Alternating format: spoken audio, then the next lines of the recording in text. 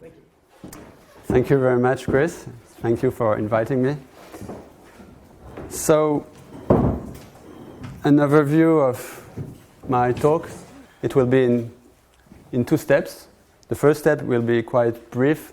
I will present the way we can formulate the problem of intersubjective agreement. And then ask the question, can pragmatism help solving this problem?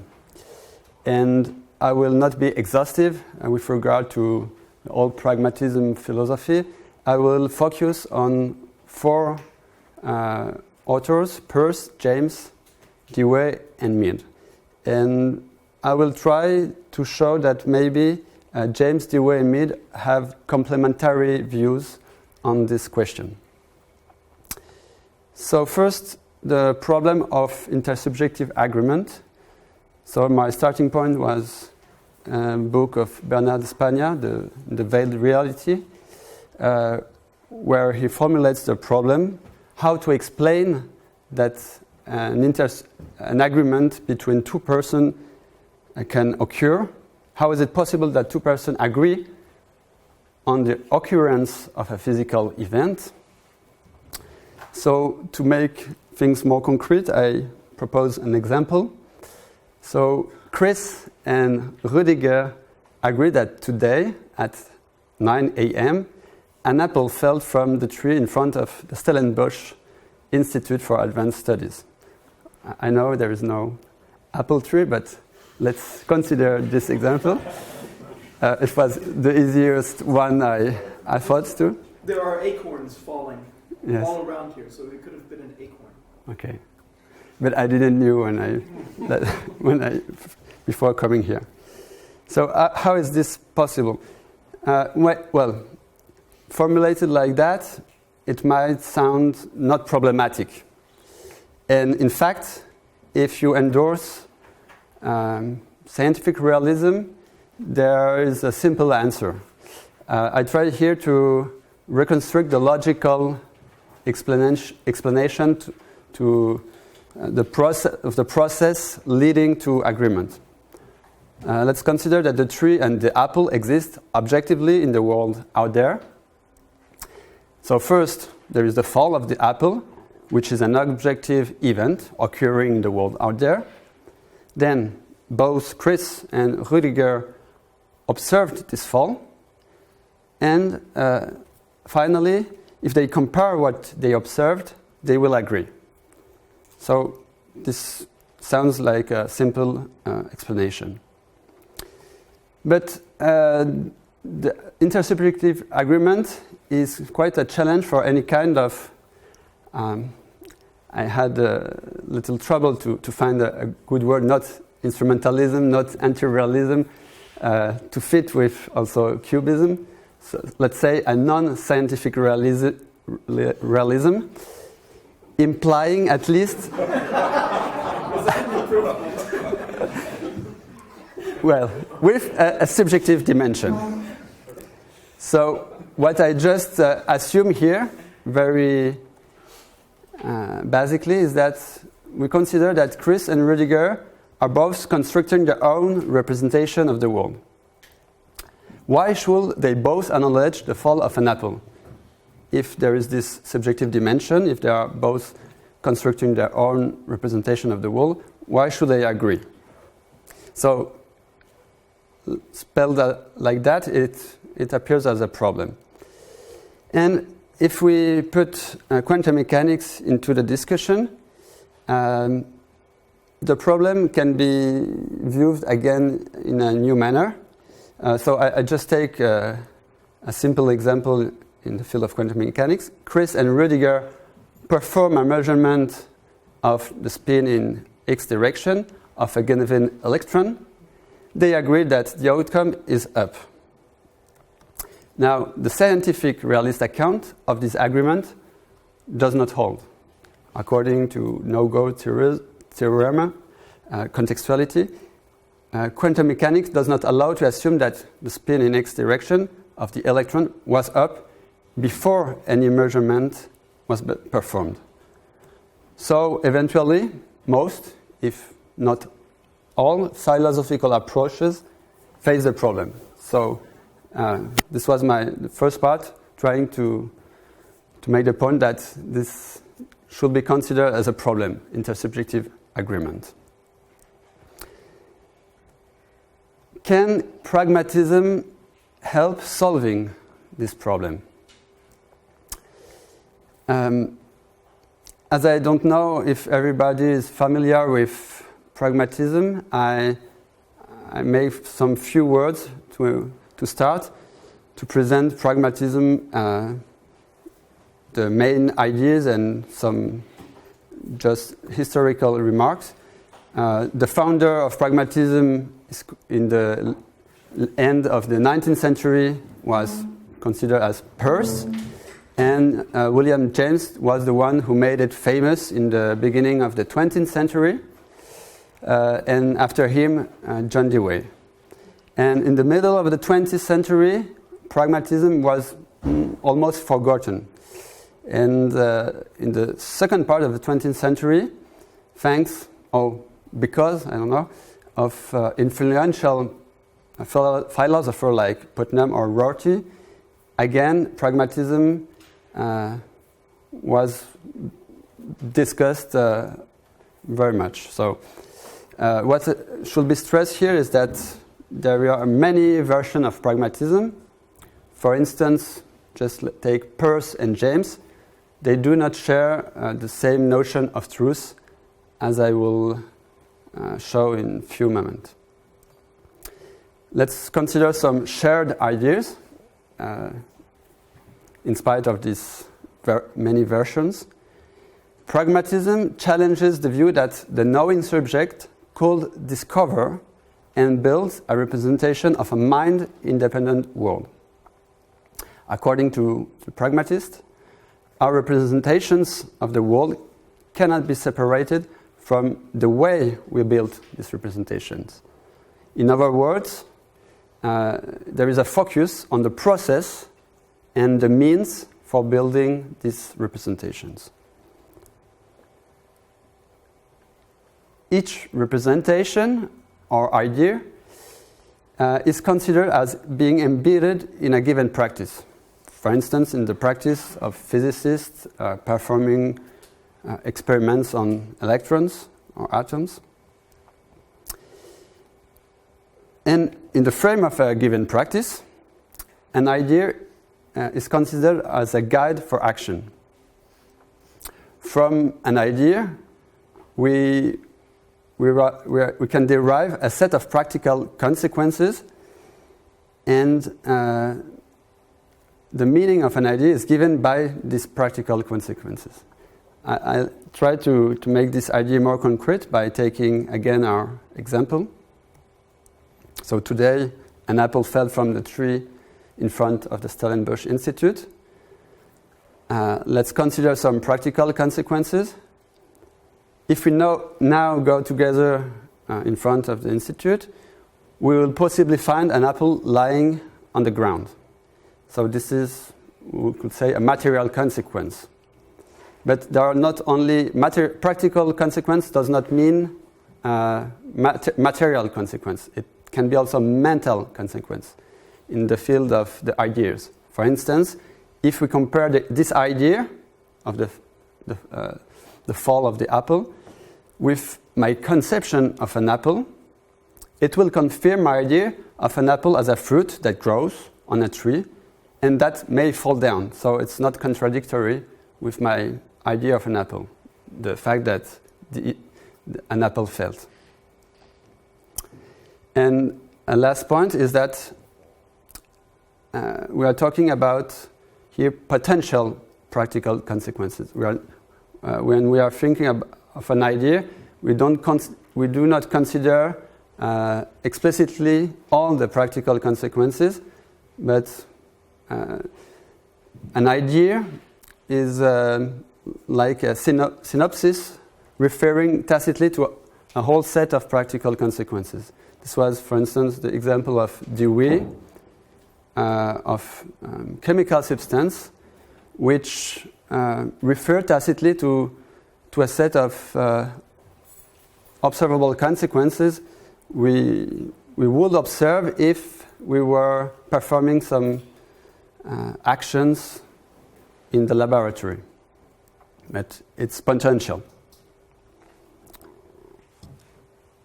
So I will start by considering the contribution of Charles Sanders Peirce, not only because he's the founder of pragmatism, but because his very notion of truth is tied with the notion of agreement.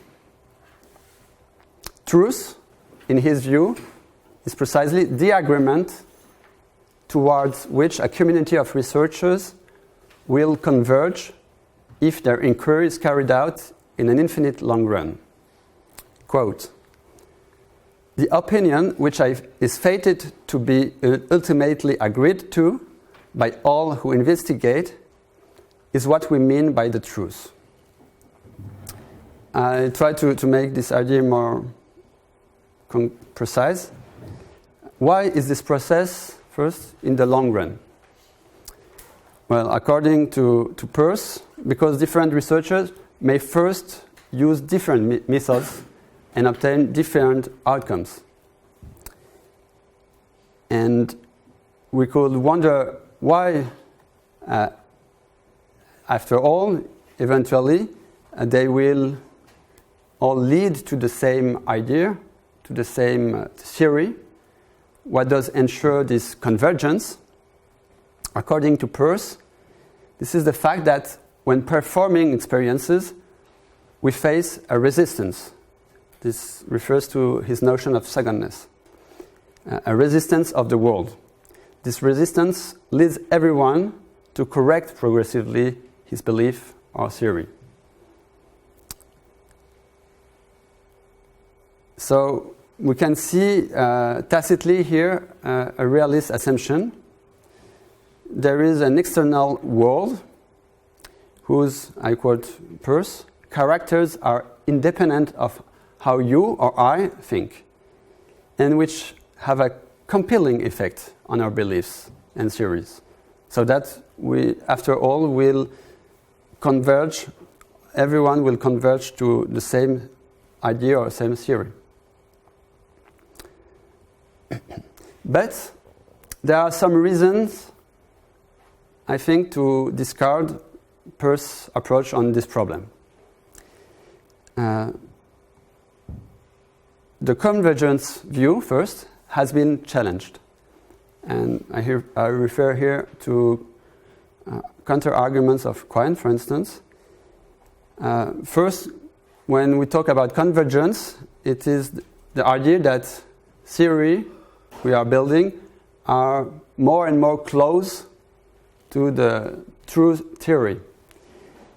However, this notion of being closer is well defined for numbers, but it's not well defined for theories. And convergence implies a uniqueness. All physicists proposing theory should converge towards one unique theory. And this faces the well-known underdetermination problem, namely that if you consider a set of empirical data, it's in principle always possible to account for this set of data thanks to contradictory theories. So uniqueness has also been challenged. And there is another reason to discard Peirce here, more practical maybe. It's that he is considering agreement in the long run. So he is concerned, first of all, with theories and not so much with physical events, what I propose here to consider.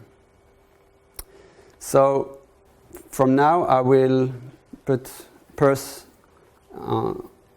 aside and present the views of James, Dewey, and Mead, and try to show that this may be relevant contribution and maybe complementary somehow. So first, the contribution of William James. In order to understand his explanation of intersubjective agreement, I have to start by recalling his conception of truth, which is well known in the field of philosophy pragmatism. So I take the example from before. Today, an apple fell from the tree in front of the Stellenbosch Institute. Well, the truth of this idea, according to James, is not a pre-existing property that can be discovered, a property of this idea. This idea becomes true or false, and this by means of a process. What process? Which process? So, according to in James' view, this is the process of testing the practical consequences of the idea under study. In our example, if we now go in front of the Stellenbosch Institute and find an apple lying on the ground, this observation will contribute to make this idea true. If Stefano tells us that he saw yesterday an apple on this tree very ripe, this information will also contribute to make this idea true. So there is a whole set of practical consequences we could potentially observe, which all together will build and contribute to making the idea true. So it's not a one-shot process. It's a complex process, and I think here is an interesting idea of James involving many what he calls intermediate experiences, which are guided by the very idea. And that is, in what sense intermediate? That is between the idea, for instance, of the fallen apple, and the object that is considered here. Quote, "My thesis is that the knowing here is made by the ambulation through the intervening experiences. If the idea led us nowhere, or from that object instead of towards it, could we talk at all of its having any cognitive quality? Surely not.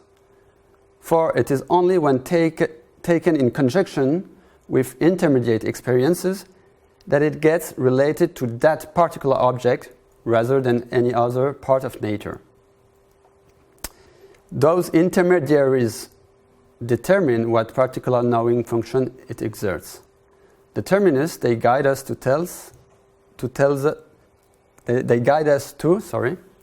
us what object it means. The results they enrich us with verify or refute it." So this idea of intermediate experiences, in my view, lies at the core of James' explanation of intersubjective agreement. So now we are in position to look at this explanation. So assume that Rudiger was looking at the mountains when the apple fell. But Chris saw the fall of the apple. How can Chris lead Rudiger to agree on the fall of the apple?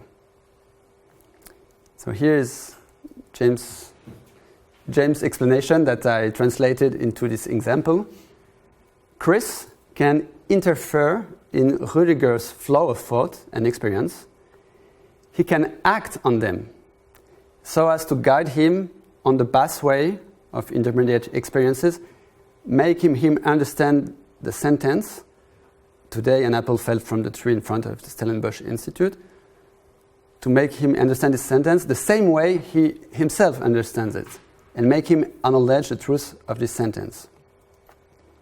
More concretely, Chris can bring Rudiger in front of the tree and make him notice that it is an apple tree. He can remind him that it is the season during which apples become mature and may fall down. He can make him take in his hands the apple fallen today and observe it is ripe, but still not so damaged as the other apples lying on the ground, and so on.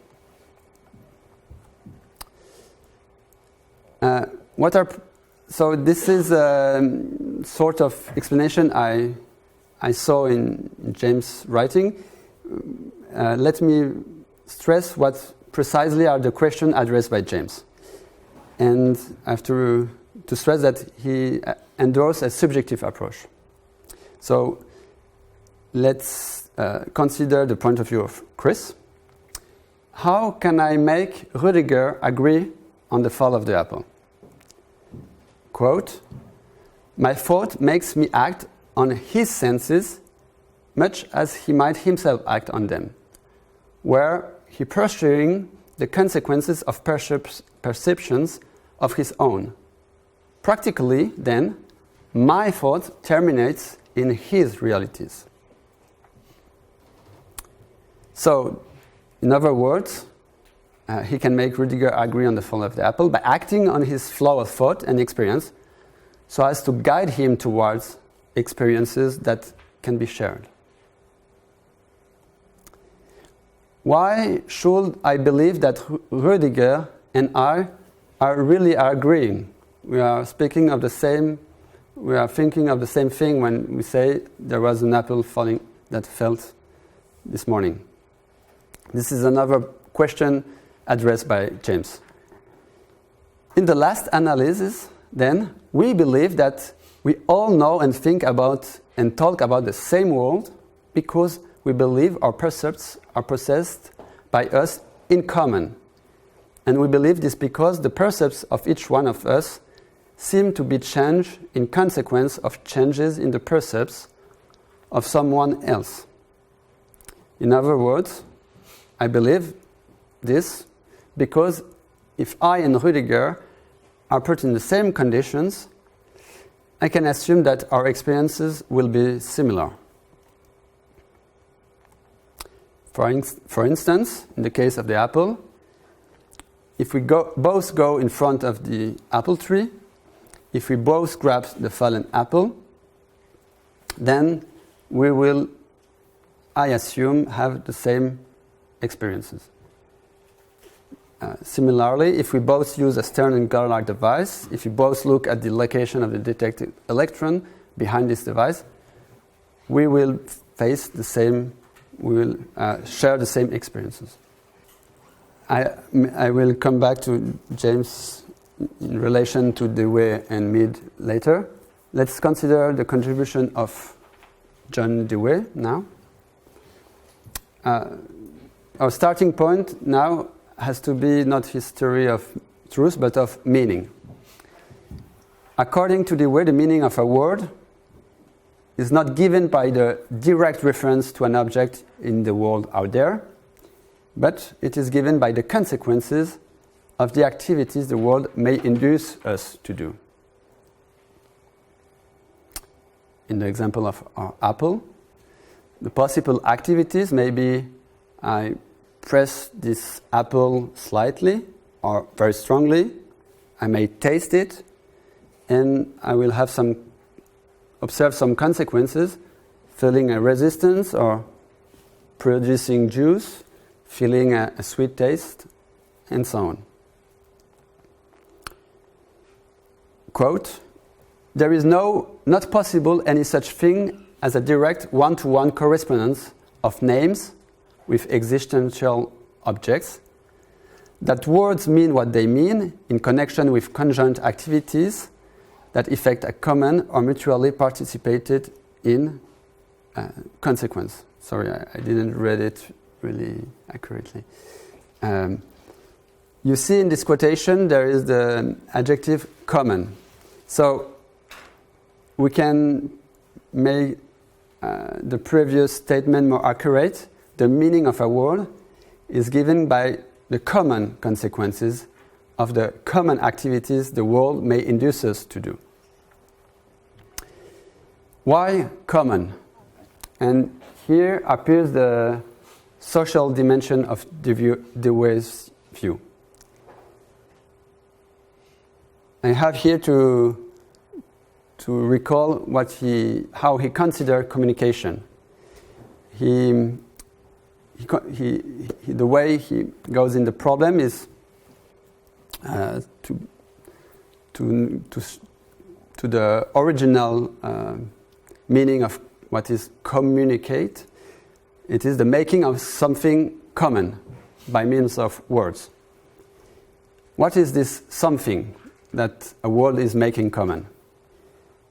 And his view is original. It's what is common is not an object in the world out there referred to by this word. What is common are the activities that may be motivated by this word and the consequences of these activities. I quote him, "The convention or common consent which sets it,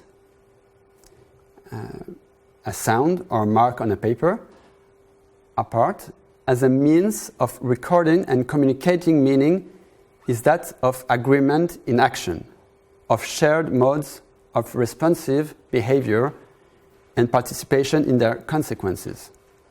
The physical sound or mark gets its meaning in and by conjoint community of functional use.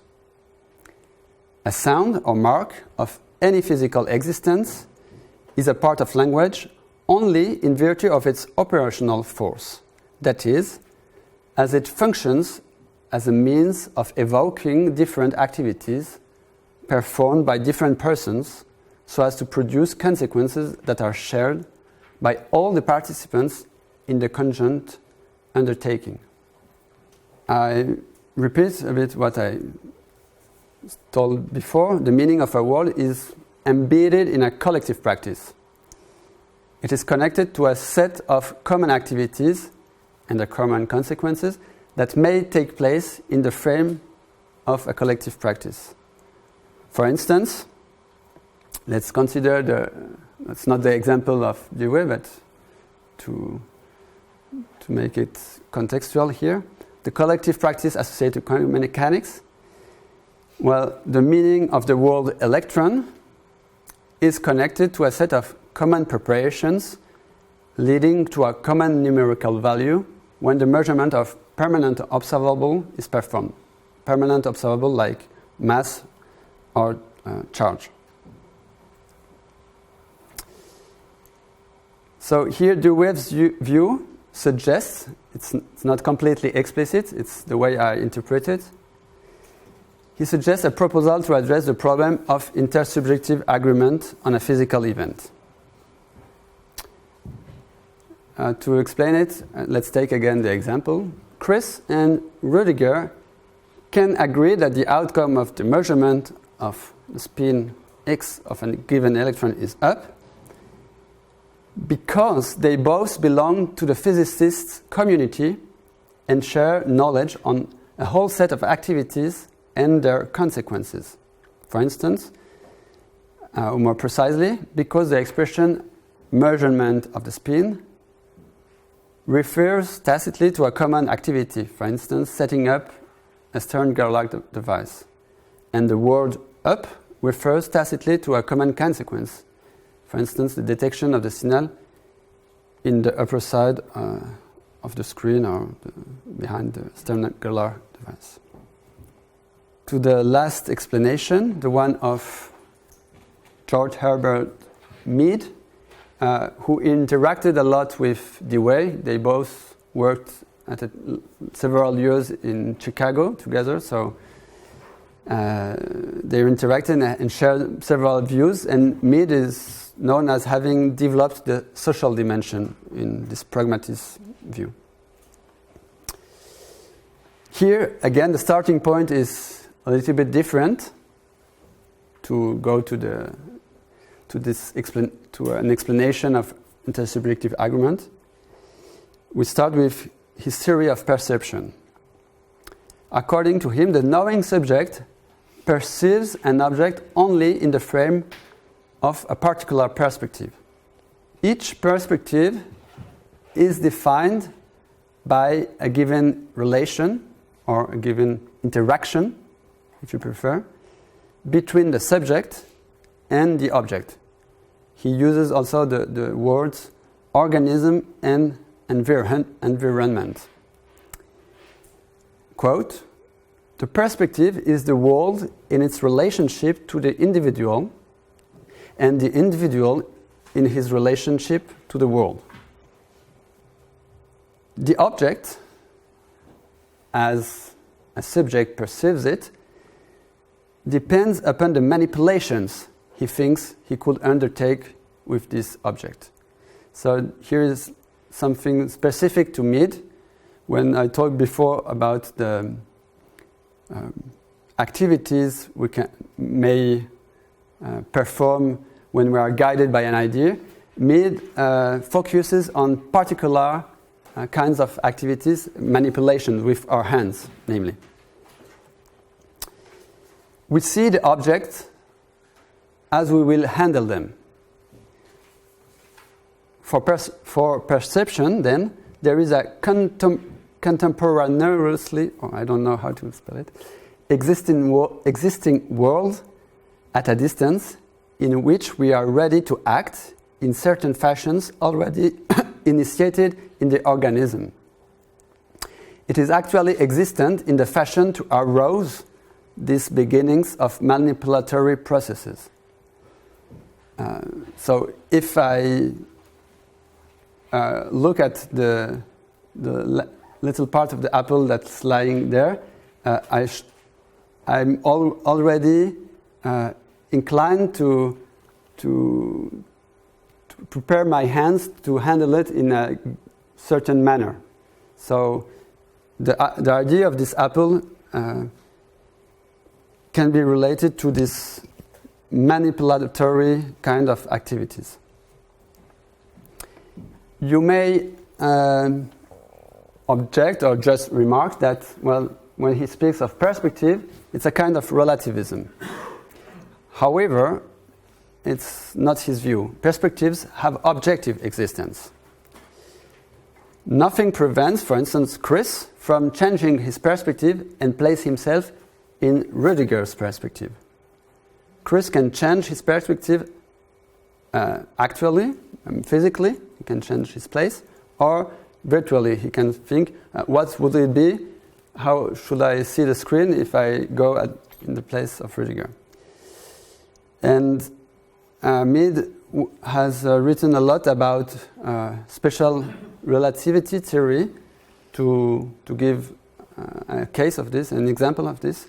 If the perspective of Chris and Rudiger do only differ with respect to space and time, Chris can make use of Lorentz transformations to view the world as Rudiger views it.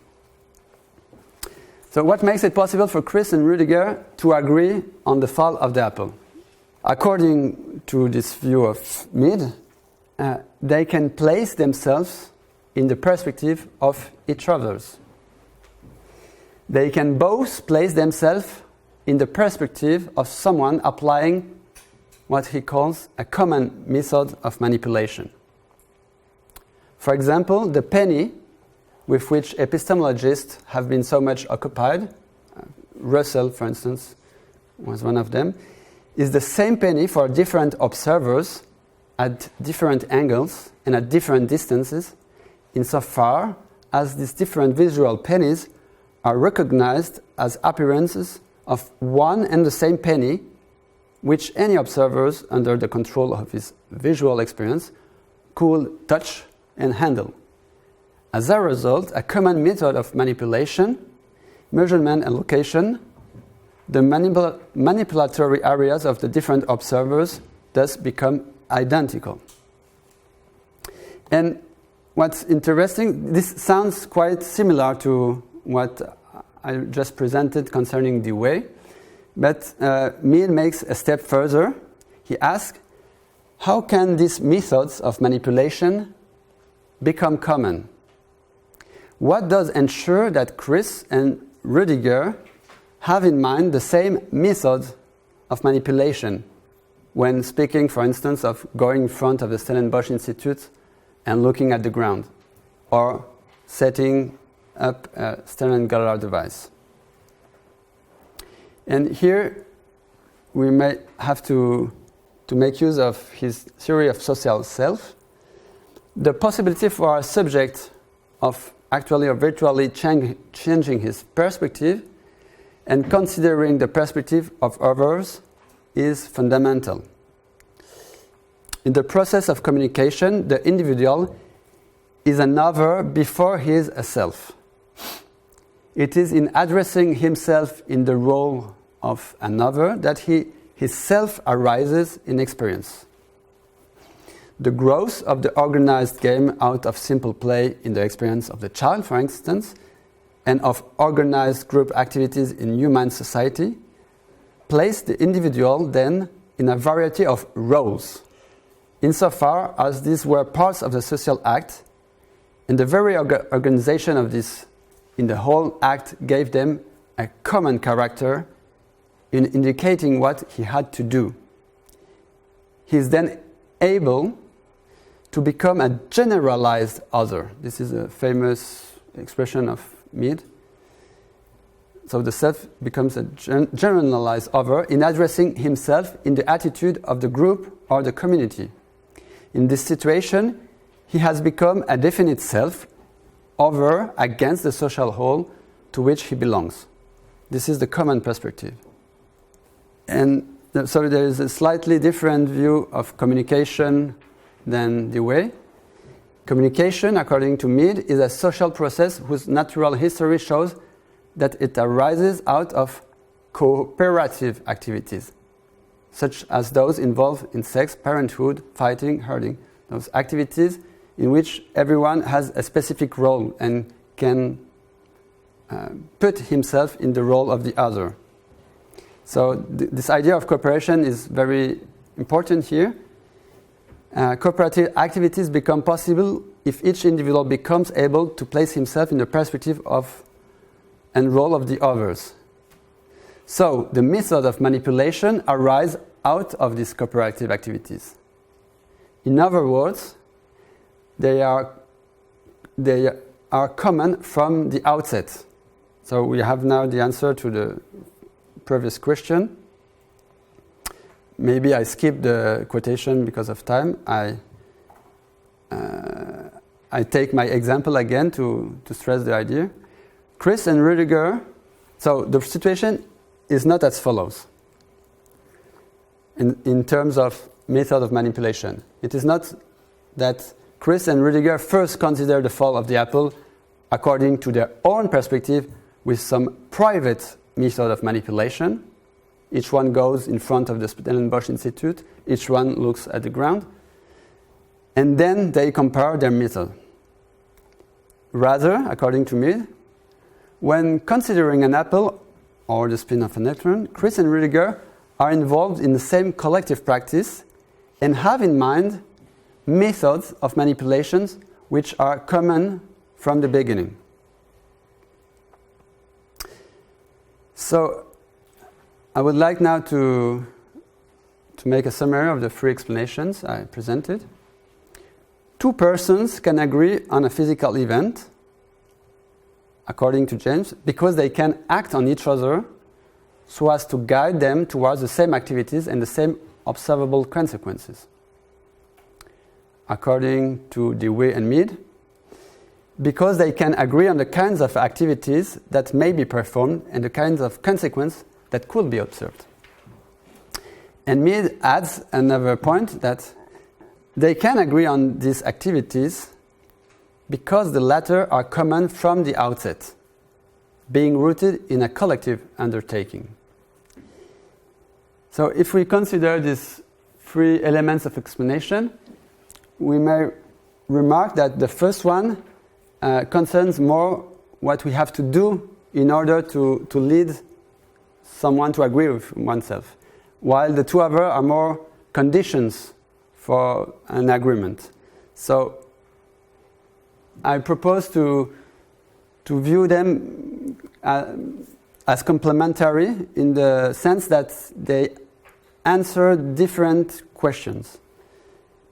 James answers to the question, how can two persons come to an agreement on a physical event?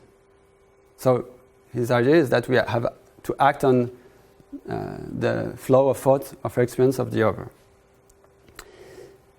Dewey and Mead are answering the question, what are the conditions to ensure this agreement, and one condition is that they have to agree on the kinds of activities they have in mind, then that have to be performed, and the kinds of consequences that could be observed. And Mead finally tries to answer the question, what makes it possible to agree on these activities? They are common from the outset. They are rooted in collective undertaking. Because this is not the whole picture, I think, of the explanation of these three authors concerning intersubjective agreement. And you, as an anti-pragmatist, you may object that we have forgotten one big element, namely the world. What is the role of the world? So, in the process of perception and knowledge, the subject contributes actively by carrying out given activities. I've been talking a lot about those activities. How does the world contribute to the object of perception or knowledge?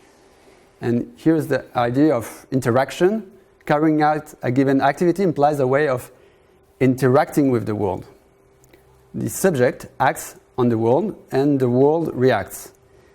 And the outcome of this interaction are, so these authors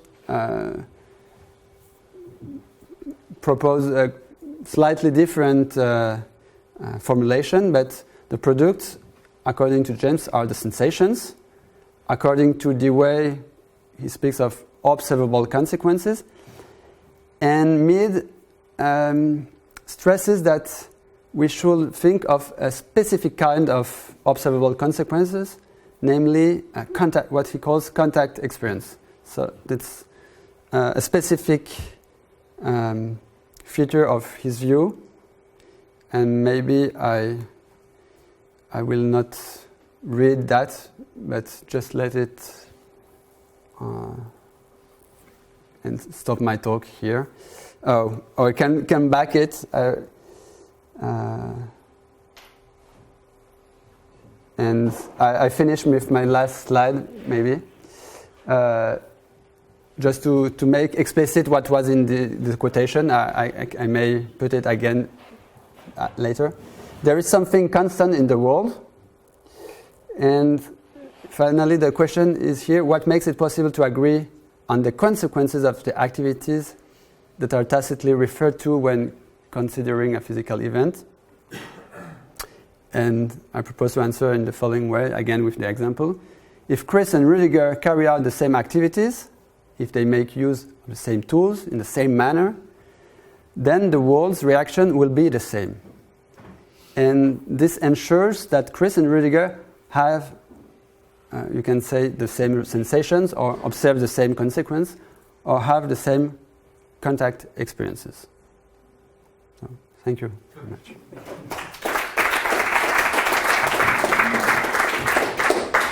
So I put the quote I haven't read. Questions from Manuel, Richard Healy. Richard. Okay. Yeah, what you said about Mead, I did not know Mead before, and I found that fascinating. One thing that you stressed in his view was the idea of adopting another's perspective, putting oneself in the place of another. And that made me think about the examples you gave, because once Chris has seen the apple fall while Rudiger was looking at the mountains, Rudiger cannot actually put himself in the place of Chris because the apple has fallen. It's too late. He can't have that experience. But he's able to sort of get into that perspective indirectly by simply listening to what Chris says. Chris says, I saw the apple fall.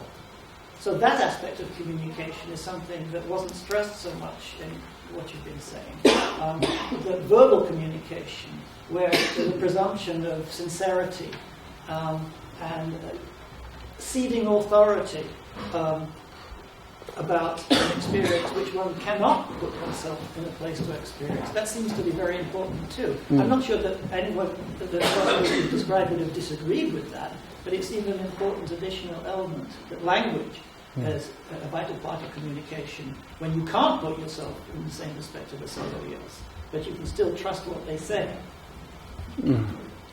Yes, thank you for your comment, actually. Well, to the first part of your comment, I will stress that in the view of Mead, this change of perspective, it may be physical, so and in this case, the apple has fell, so he cannot see it again, but it can be also just virtually, mentally. So he can well imagine if I would have been in place at the other place, the one of Chris, a little time before, then I would have been in the conditions of seeing the apple fall. Right. And just to go in the direction of your remark of the importance of language, and I think you're right, it's a very important component. Maybe that has more been developed. We're talking about it with Stefano at this lunch by contemporary pragmatists like Brandon, but I haven't. I tried to begin to study it, but I didn't go so far enough to present something about that. This is not an objection, right? Just a small clarificatory question. So given that what it means to recognize an apple or a penny depends on the possibilities of manipulation, I guess, in some sense, that we each take to be part of the practice of. Sorry, I'm not expressing myself well, but let me just ask a question. So, would it follow from on any of the views or on all of them that, let's say, a banker, a community of bank. So, what it means for something to be a penny. So, is a penny the same object for a community of bankers as it is for a community of chemists? And given that they each presuppose different practices relating to the same, to whatever they call the penny. And also, if a banker is talking to a chemist, do they have to adopt one of those frameworks in order to speak about it? Or do they have like one or the other? Or is there a more general sense of what you say about it? I think you were quite right. We have to place ourselves in a given practice, either the one of the bankers or of the chemists, and tacitly, when we will be speaking of a penny, of a piece of metal, then it will tacitly refer to all set of practical of activities that will be not the same. The banker will think about the benefit he will get from this penny, and while the chemist will think of the physical property maybe of the penny. So there is maybe a kind of different meaning when they think about this idea of penny, but this doesn't mean that there is no possibility for someone to communicate from one community to the other and clarify through the language what they are talking about, the practical consequences they think about when they speak of this object, and so on. I'm not sure. Are there any differences in the way any of the three start out? Sorry, I don't know. Are there any differences in the way any of the three thinkers? Oh, sorry. This was your question? My question wasn't very clear. But let me. Okay. Let me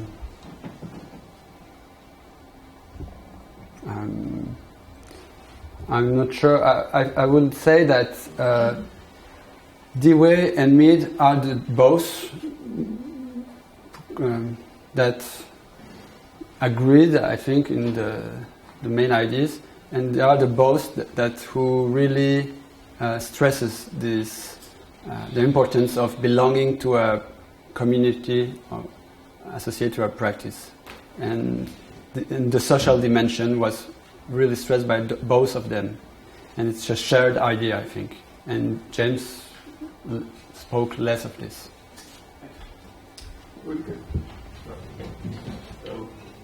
So maybe on your last slide, could you bring this up? On your, the very last one.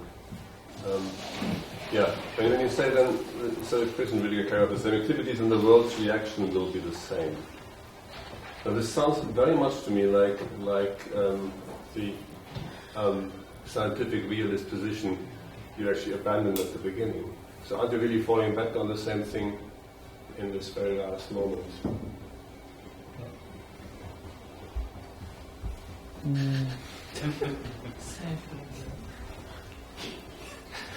Why do you think it's the same as scientific realism? I don't see it really, because you don't. Sorry. Because I'm thinking that if you say the world's reaction is the same, then you. I mean, the question is how do you define the world's reaction independently of Christian Rüdiger? So that is the question. No, you're right. And what is can be observed is the product of this interaction, of the product of my action and the reaction of the world. So I do not assume here that we can well isolate the contribution of the world, but there is a contribution of the world. We cannot infer from that. I'm not claiming here that we can just consider the observable consequences and from that infer the properties of the world in itself. I was quite excited when you brought up Mead, because it seems to me that the move he makes in considering how we come to agreement is, as opposed to James or Dewey, it seems that Mead makes the move that in order to discuss two agents coming to agreement, he makes them one.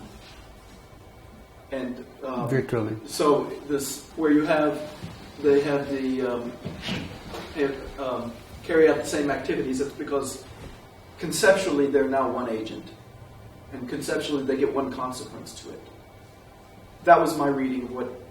Yeah, but of course also explains how the world's reaction can be the same in this sense. Sorry, because no two agents. So this is quite relevant to a conversation we've been having all week. So you mean they are the same virtually because they can place in the. Well, there's always a question of, as soon as someone says that the agent is important for quantum theory, someone else will say, well, what is an agent? Where's the boundary of the agent? And I think in our point of view, we want to be very fluid on it. So an agent is a conceptual entity, and for the application of quantum theory. So at times I would consider myself a single agent, at other times I would consider my wife and I as a single agent. I don't know whether I'd ever consider Rüdiger and I a single agent. But it's at least in other contexts. But this is your time to talk, not mine. Stefan. Yeah, I basically had the same question. I'm not sure I got the answer, so I will repeat the question. Is this, can we understand this as a kind of refutation of pragmatism? The fact that in the end you have to put in the world by hand, let's say, you have to force the world in order to account for truth.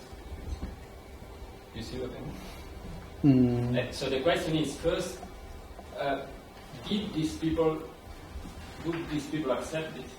Especially me, because I confess I'm not very or because I mean the strong pragmatist program would be to somehow account of truth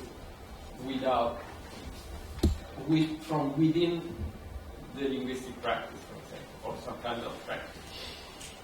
And this is, in a way, giving up this problem. So,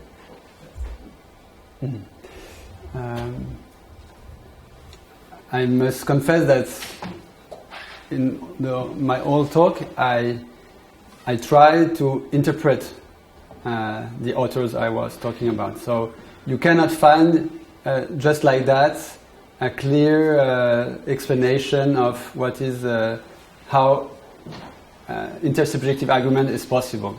I had to interpret. So maybe in my interpretation of those four authors, I'm somehow wrong. I don't know. But one thing I will say that is, for me, pragmatism does not equate anti-realism, not at all. And for instance, there are several commentators of Peirce, Putnam, for instance, stressing that there is a kind of realism behind his view. He's assuming indirectly there is a pre-structure world which is always reacting and pushing ourselves, leading ourselves to correct our theories and go towards energy.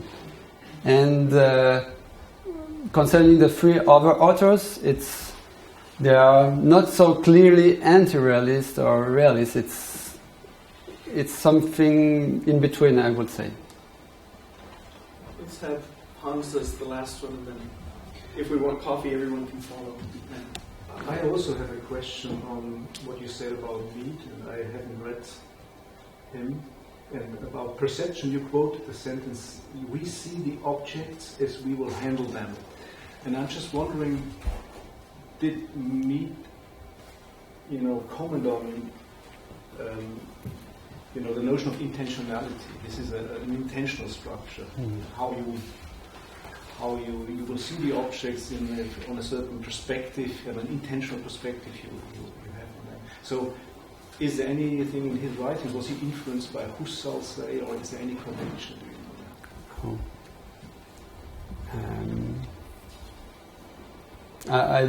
I'm not sure.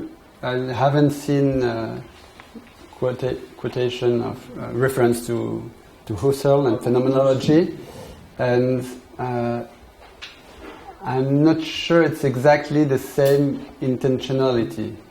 So the context and the philosophical questions are quite different, I think. And